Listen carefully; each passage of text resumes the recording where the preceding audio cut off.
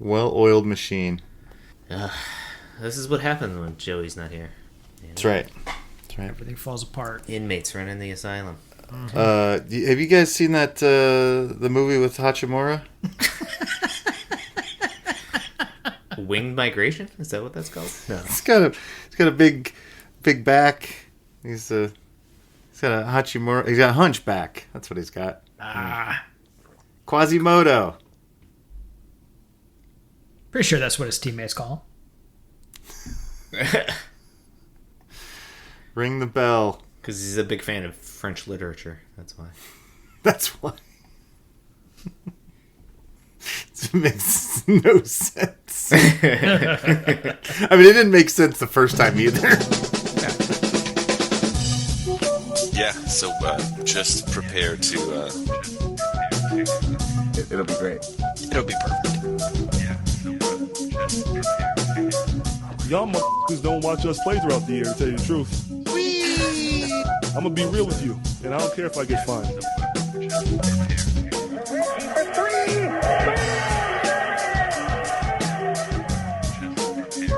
I got my sweet jerk. I put some strings on. That train is off the track. Who doesn't love the bouncy castle? Hitler. Just prepare to... just prepare to be awash in undebeatable goodness.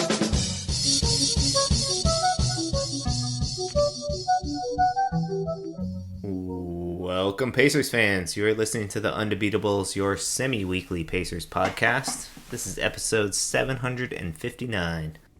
Coming to you from the high school home of Jamison Brewer, Silver Spring, Maryland, I'm the Dr. Jason Triplett. This show, we're discussing Game 1 of the Pacers' first-round series against the Bucks. Joining me this week are two of our three analysts, coast to coast like buttered toast. First, from Asheville, North Carolina, he's our in-house bartender mixing up the drinks and the crappy jingles. It's John Quasimodo Colson. What is up, Pacer Nation? What is up, Undebeatables? A quick shout out this week to a fan of the show, Chris Butts. He surprisingly showed up to watch Game 1 of the playoffs. It was the only other Pacer fan at my bar. The reason it was a surprise is because I hadn't seen him since the previous playoff run where he was there every game with me. And I was like, I haven't seen you forever. He said, yeah, it went so well last year I had to be back for the playoffs. So he and I are going to ride this thing together here at the Asheville Sports Club. So shout out, Chris. Shout out. Well done. And from Tacoma, Washington, out west, it's our enforcer, John Harper. What is going on, fellas? Happy Easter. Oh. Happy Easter. Yeah, the dude's rising from the grave and Easter bunnies eating chocolate. Dogs and stuff. Cats living together. Mass hysteria. And happy Earth Day coming up soon. And happy 420. Smoke them if you got them. Blaze one up, you know. I was in Philly this weekend and we walked by a place called Blazers with a Z. There was like a pizza shop by the slice. They open every day at 4:20. Clever. Yeah. Nobody's gonna know. All right.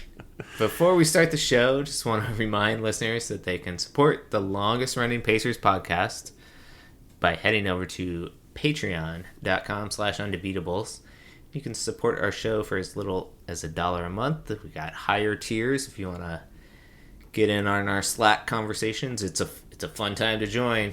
There's going to be some hand-wringing and overconfidence and general hilarity, I think, in the Slack. Hooting and hollering. All about highs too highs and lows too low. That's how we do it around here. That's how we do it. That's right. We live and die with every missed three. All right, so the Pacers get off to a good start in their series. A big Game 1 win, taking down the Bucks 117-98 on Saturday, kicking off the NBA playoffs. Pascal Siakam, the leading scorer, with 25 points, also chipped in 7 boards. Miles Turner hitting some big threes and chipping in 19 points, 5 rebounds, and 4 block shots. including a complete. I don't even know what you call that thing when he just grabbed the ball while Giannis was going to the basket. Yeah, that's more than a smothered chicken. That's Yeah. It's give me that. Tyrese Halliburton, not a great scoring game, only 10 points, but 12 assists, 7 rebounds, had command of the floor, I thought, only 1 turnover. Andrew Nembhard chipped in 17, 15 of those in the first half, where he was particularly impressive. On the Bucks side of things, basically there was one guy, Giannis, 36, 12 rebounds, and not much else. 5 turnovers. Spent a lot of time at the free throw line. 15 free throws, each one taking At least 11 or 12 seconds. seconds by the crowd's count. So yeah, great start. Completely different than the way the team started the Buck series last year. Colson, how was it watching the game with Chris at the bar? It was great. I mean, it was one of those games where I was still nervous, but like the lead got big enough that like I could kind of relax a little bit and just enjoy watching this team. I was so proud of the way we spread the ball around, the way we took care of the basketball, the way the guys were aggressive. Like I felt like it took us a while to get Siakam into the game, and he's really sort of our comfort blanket or our safety net. But Turner was shooting immediately when he got the ball. Nembhard was getting into the lane. Guys were attacking, and so by the time we had to go to Siakam when it got a little tighter down the stretch, he was fresh. I thought having Mathurin on this team during this playoff run is going to make a huge difference. The only guy getting to the line, and it really helps to have him put the pressure on the defense like that. This is a great team win. Yeah, for sure. Defense Yeah. Yes. Yeah. held We played it. held a playoff team to under 100 points. We certainly are going to win a lot of games if we can continue doing that.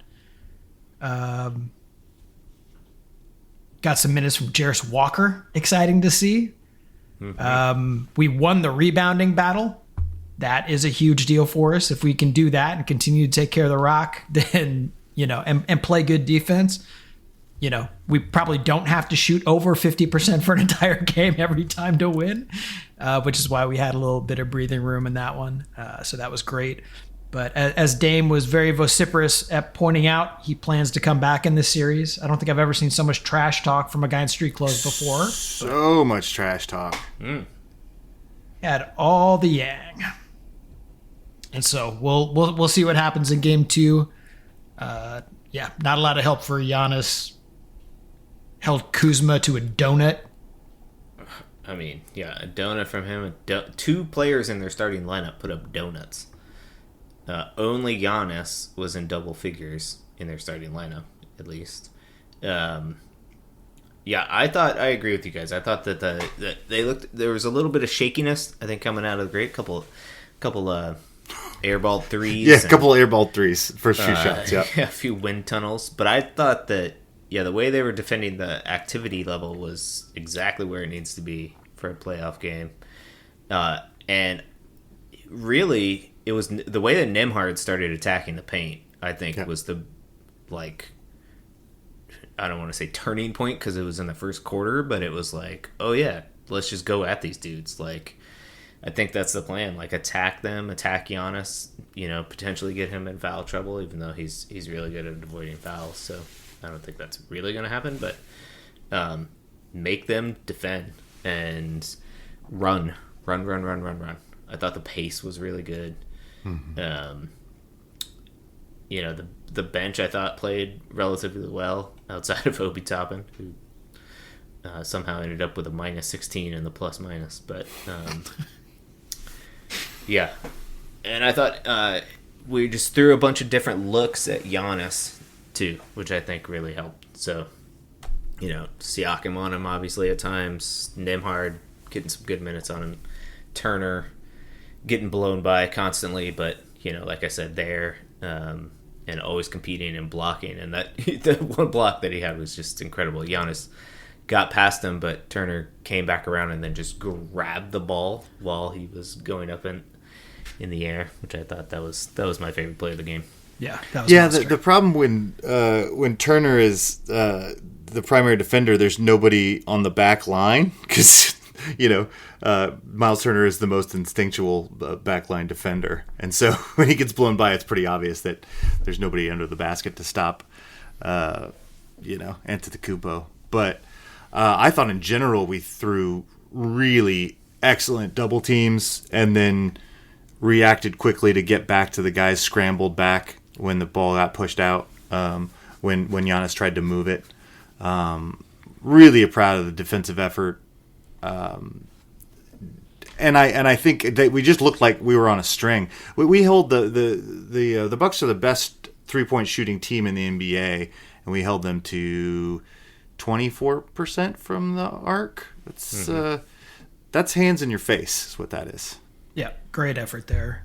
Worth noting, Antetokounmpo scores 36 points on 23 shots with excellent free throw defense from the Pacers crowd. Hell yeah. Go crowd. Going only 8 of 15. But yeah, we didn't exactly lock the guy down, and we probably won't. If he gets much more efficient than that, we're going to be in trouble in this series, though. I'm with you. It's a great job to attack the paint. We know that he's going to get a lot of calls, and just because of God, he got so many calls. Well, but just because of the way that the game works, if the other team is getting a ton of calls, you're going to be able to get some calls too, as long as you maintain your aggressiveness. So having Benedict Mathurin out there is huge for us in that regard, and Nembhard going in there strong, trying to make stuff happen. Halliburton got there 6 times. So we can at least try and negate how lopsided that could possibly be and how just unbelievably boring it can be to watch a Bucks team play basketball. Yeah. Yeah, no, that's a really good point. I mean, similar to the rebound battle, I think we want to keep the total number of free throws pretty even. Yeah. So we attempted 26 in this game, and they got to the line 28 times. So, and then once Dame comes back, that number will go up. Yeah, and I mean, the point that you made, Colson, I think is the thing that, gives you pause if you're a Pacers fan is, this was the best shooting 3-point team in the league, and they, basically couldn't throw it in the ocean. So that's definitely going to come up if you, put them up another, whatever, they make 4 more shots, then it's a much tighter game down the stretch. And then I think that's where, we're going to see what this team is made of, I guess, is how they close out games, basically. But yeah, the flip side of that is, we got a W without Tyrese Halliburton making a 3-point shot. He was 0 of 7 from the 3-point range, and that happens very rarely these days. So. Well, and what's the stat you gave last week, Jason? It was like we're 20-3 if Halliburton scores. 3. If Halliburton scores over 25 points or 20 points, yeah. Mm-hmm. So you really hope that he's going to score, but you're right. I felt like despite the fact that he was missing, I felt like he was running a really good game. He's pushing the pace, finding the open guys, moving the ball around. Just because he was missing his shots doesn't mean he was hurting the team, Yeah, no, he plays extremely well. He's got so much that he can bring to the table. Again, just taking care of the ball and turning it over once per game against a team that's as talented as they are defensively, that in and of itself is not nothing. And he didn't have to. He didn't have to force stuff up. I mean, we had 6 guys end up in double figures. There was plenty of offense to go around. All he has to do is keep guys engaged, which he does such a spectacular job of. If you are making crisp cuts and, setting screens, that he's going to find the open guy and everybody's going to get rewarded. And, it's great to get the win in game 1. It's also great to set that tempo, right? And, Halliburton's going to have some big games in this series that we didn't even need it in game 1 is awesome. Was anyone else slightly concerned that we let them back in this game? Second half, fourth quarter, they started throwing a 2-3 zone at us that gave us a little bit of trouble. I mean, eventually we figured it out, but they got back in this game with a little bit better shooting in the second half and our offense stagnating a little bit. I kind of wanted to just blow them out and not have them figure anything out or not give them any confidence. And I felt like maybe they got a little down the stretch, especially how much they were talking. They seemed ready to fight us as well as to, beat us in game 2.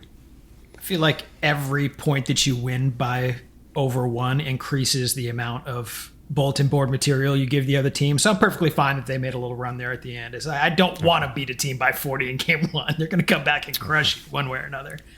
Okay. And, a lot of that 2-3 zone stuff was against, McConnell and Nimhard.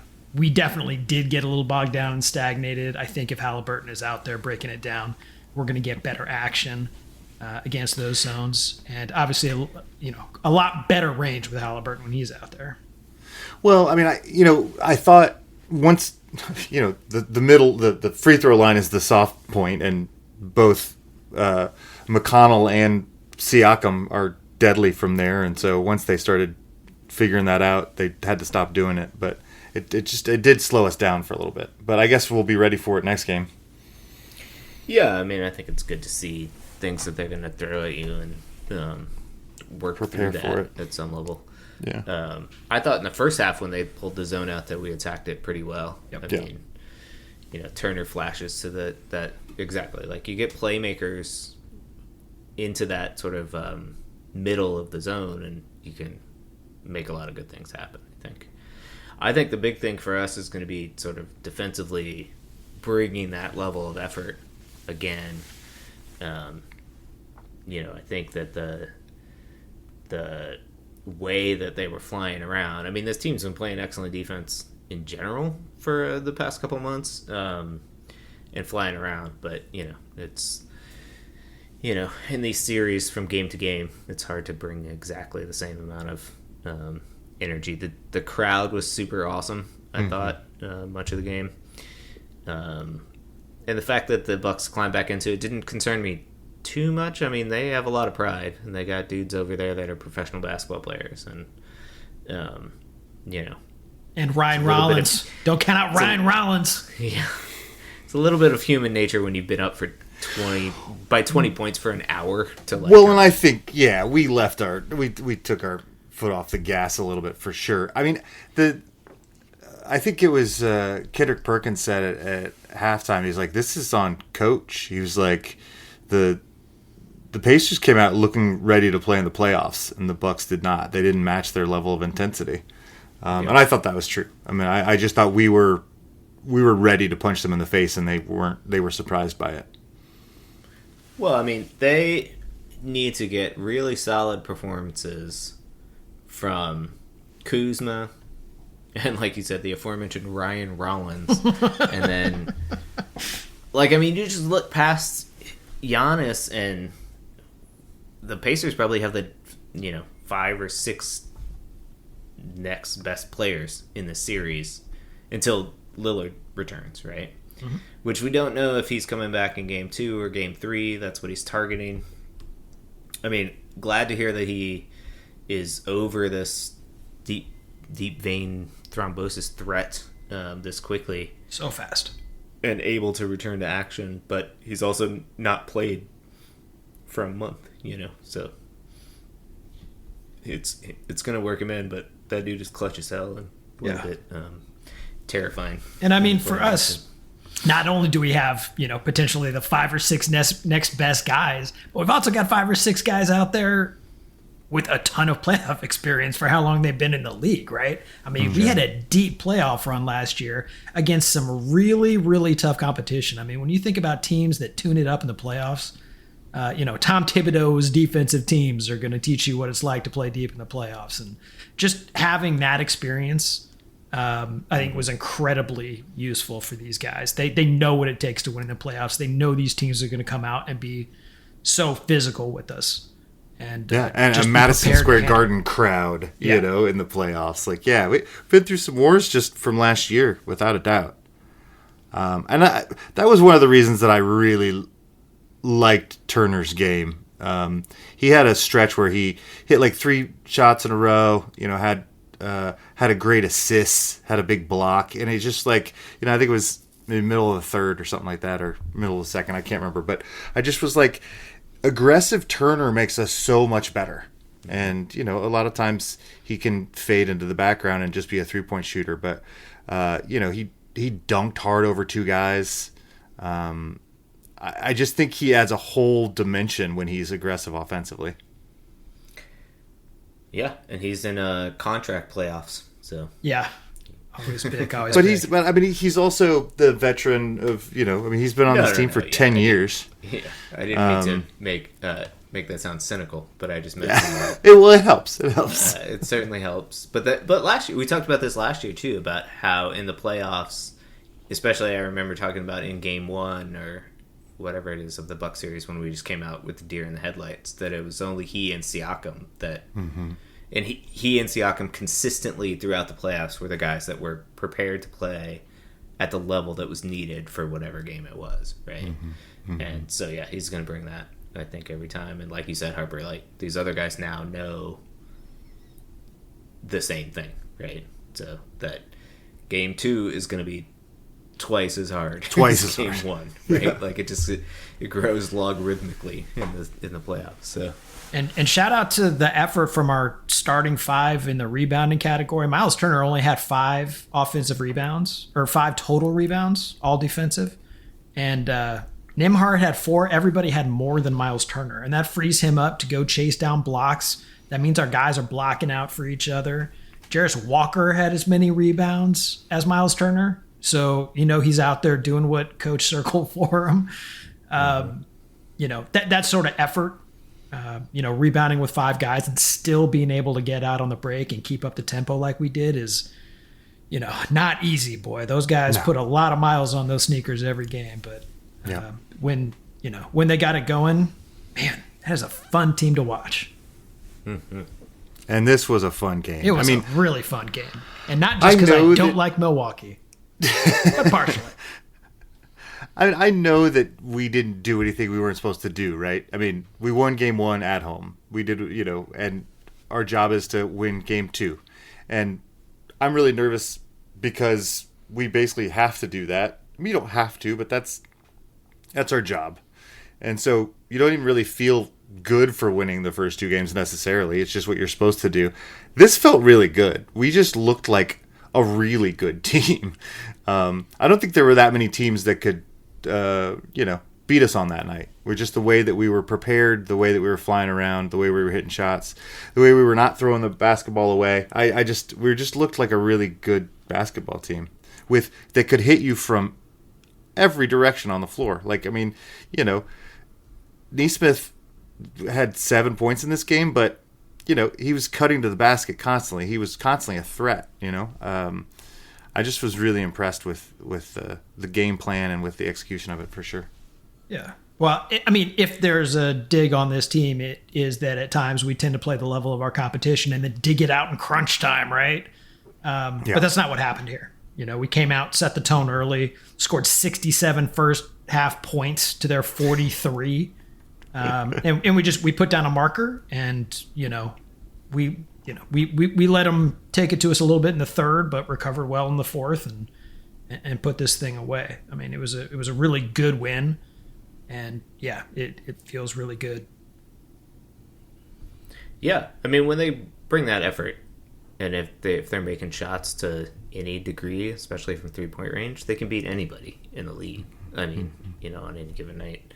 This is why the playoffs are a 7-game series, because you got to do it over and over and over again, right? So, yeah. So speaking of, Game 2 is Tuesday. That's a 7:00 tip on NBA TV, I believe. Game 3 Friday. That's an 8:00 tip. That's in Milwaukee. Game 4 next Sunday in Milwaukee, a 9:30 tip. Oof. Which is rough for us on the East Coast. Perfect. Good way to start the week. Perfect. Yeah. So, be up till midnight on Sunday before you start your work week. And then TBD, if necessary, Game 5 would be the following Tuesday. Game 6 the following Friday, and then Game 7 the following Sunday. So basically playing every 3 days, except for one every other day at one point. But Well, this works out pretty well for me because those are my 3 nights off a week, Tuesdays, Fridays, and Sundays. So I don't even have to ask off work. Everything's Nice. coming up, Colson. That's right. That's right. You know what? I assume that the Pacers or the fans or somebody called the league and was like, "Look, have you heard this podcast? It's the longest running Pacer podcast. We got to make sure these guys can watch the games so they can talk about it." You don't get this kind of quality content from a podcast that's only been running for like 8 years or 10 years. that's right. So somebody called in a favor for us. Nice. All right, you guys have thoughts on any of these other playoff series? Almost all of the series have a game in the books. Pretty much going chalk. Actually, completely going chalk. No. Minnesota won the game. Yeah. But other than that, everything's gone chalk, and most of them have been blowouts, or at least very large wins, except for that Denver Clippers game that went into overtime. Yeah, with Westbrook hitting a huge 3 to get the Nuggets to overtime. Yeah, and then immediately not getting a shot up at the end of regulation. He just randomly threw it off a defender with no time on the clock. Never seen that in my life. You get the good and the bad with old Russ. Boy, and how. But yeah, the Nugs will take that win for sure. Are the Lakers in trouble here, or is it just a game 1 loss? Both. Okay. Game 1 loss, and they're playing a really, really good team. Yeah. Yeah. Yeah, for sure. I mean, I didn't see any of that game, but They got handled. Yeah, I was following the score loosely, but yeah, you got to figure there will be some adjustments by old Mr. Reddick and Coach LeBron and Coach Luka. Yeah. Well, and I thought the other things we kind of talked about and predicted, which is the Pistons and the Magic were going to come in and be good teams and make things interesting. But when it came down the stretch, the crunch time, these veteran teams like the Knicks and the Celtics were going to put them away, and that's what they did in Game 1. Both those teams, and same with the Cavs over the Heat. It was interesting at halftime, and then down the stretch, it was the better team won. So. Yeah, we pretty much had the plan pegged, so. Mm-hmm. Yep. The the old adage is playoff series doesn't start until the home team loses. So right. So we have one series that has started. That's right. Well, I'm looking forward to Rockets Warriors tonight. That's gonna maybe be some juicy. fireworks in that series. Yes. All right. Well, we will likely be back to speak to you guys as the playoffs go on. Usually, we're too excited to wait until the next episode to talk about a playoff game, so we usually hop on immediately after or the day after or something like that. So you'll be getting more pods from us over the next couple weeks and hopefully longer. A couple months. Yeah. Hopefully a couple months. Yeah, we got 1 down, 15 more wins to get. That's right. So, until then, thank you for listening. You can find us on Twitter. We're at Undebeatables. On X, we're at Undebeatables. Gotta update the script. We're on Facebook.com/TheUndebeatables. You can email us, shoutout at theundebeatables.com. Or if you'd like to be anonymous, you can go to our website, theundebeatables.com, where we have a contact form that you can submit a question or any comments. And while you're there, hop over to the store page and get yourself a Schmedium t-shirt. So do you think all the Bucks are going to come on our thing anonymously, or are they going to admit who they are when they start talking trash to us? I don't know. I think some of them... I think you're going to get both. I think you'll get a little bit of both. Well, Pat Connaughton came out immediately and tried to injure people. He threw elbow to Siakam's neck. And That's pretty half-hearted flagrant. yeah. If Pat but, Connaughton's your enforcer, you're in trouble. he was. They sat Giannis or whatever, and he came out and tried to trip up Mathurin or whatever. I don't know. Oh no, that was Kuzma. Whatever. Kuzma, yeah. He came out and threw an elbow at the neck. But I feel like that dude's too afraid to put his name down. Yeah. Also Kuzma, karate kicked. He swept the leg of Mathurin, and Sure then did. somehow it wasn't a clear path foul. I didn't Nor a understand that at flagrant. all. Yeah. It was like, what? Yeah. Anyway. Didn't get that at all. Anyway, for the architect, Donnie Walsh, and our once and always Hall of Fame coach, Bobby Sick-Leonard.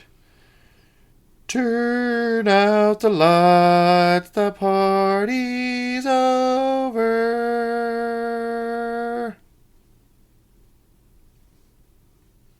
I felt like that lacked originality, but if we can just keep playing the script here for about 3 more games, I'm fine with that. You just do it exactly the way you just did it. That's right. Yeah, what I'm trying to do is, do what I've been doing in practice. Just do it the right way. Do what Set I've the been tone, told. as it were. That's right, exactly. Yeah, you put in the work. Now just go out there and just do it, Yeah, Just let exactly. Just let it be. Explore And if I have to we just bring gotta something explore else, now. if I have to bring out something next game, I will. But right now, Yeah, don't show them anything new if you don't have to. that's right. Those stupid Bucks showed us that 2-3 zone. Now they're screwed. That was the bottom of the Doc That was their trick back. Really, I'm pretty sure it was. I was really afraid that we were gonna get a big night from Lopez or Kuzma, and they both sucked. Oh, they're coming. It's coming. Yeah. Yeah. I think Dame's coming. I know that he's not played for a long time, but I swear he's got a game in him in this series. Oh, for sure. Yeah, he'll hit a couple logo threes against us. Yeah. I feel like Giannis will go for 50 in one of these games. I mean, as soon as he wants to. Right. I'm even though we're up 1-0, I'm still real uncomfortable. They're a very explosive team Yeah. with a very unstoppable giant human. Yes. Jeez. Very unstoppable. Did you see when he tripped over his own shoes and they called a foul? Did you see that one? Maybe. He was like in Was the that corner. that was on Siakam? Or- No, I think it was on Neesmith, and I think it was like his fourth, and he wasn't even he literally wasn't touching him, and he just fell over, and they called a foul on him, and I was like, "Come on, guys!" Neesmith shouldn't have been in the area. Oh, you're talking about the one where he went down holding his ankle? Yeah. Well, he did that better one. than Like, he stepped on Neesmith's foot. yeah. Well, he did better than John Morant, who was trying to draw a foul where one didn't exist and twisted his ankle. For real. Oh, perfect. Yeah. Is that why he was sitting when I saw him in the fourth quarter? Or is that just because they were losing so bad? First one and then the other. Okay, both. 50-point loss. Good Lord. That's OKC embarrassing. good. Memphis OKC's not. real good. Memphis not.